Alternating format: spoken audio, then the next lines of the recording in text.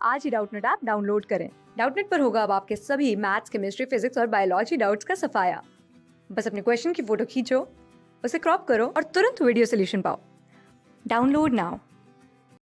Question is, what is the speed of boat in the still water?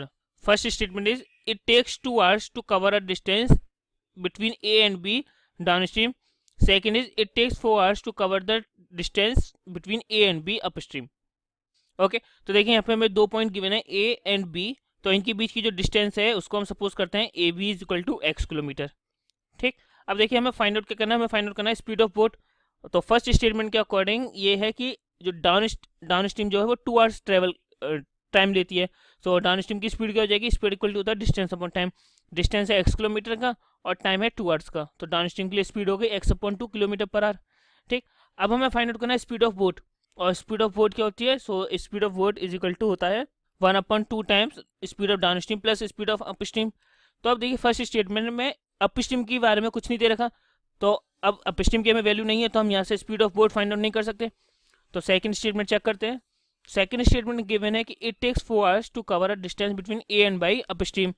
So upstream के लिए speed हो जाएगी speed equal to distance upon distance, again same that is X, और time है 4 hour का। So upstream की speed हो गई X upon 4 hours. So again अब सेकंड स्टेटमेंट में हमें अप स्ट्रीम की तो गिवन है लेकिन डाउन स्ट्रीम नहीं गिवन, तो सेकंड स्टेटमेंट भी अलोन हमें आंसर नहीं कर सकता। दोनों को कंबाइन करके देखते हैं। तो अगर हम दोनों को कंबाइन करेंगे तो डाउन स्ट्रीम और अप स्ट्रीम दोनों है, इसको सब्स्टिट्यूट करते हैं इस फॉर्मूले में।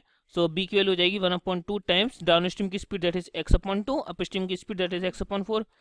ऐड करेंगे so 1/2 times LCM is 4, so this is 2x plus x that is 3x। तो ये हो गया 3x अपॉन 4 टू जा 8 किलोमीटर पर आवर। ठीक, तो ये हो गई स्पीड ऑफ बोट। अब इस speed of boat find out करने के लिए हमें यहाँ से x की वैल्यू फाइंड आउट करनी होगी, लेकिन x के लिए यानी कि जो डिस्टेंस है a और b के बीच में वो हमें दोनों स्टेटमेंट में नहीं गिवन।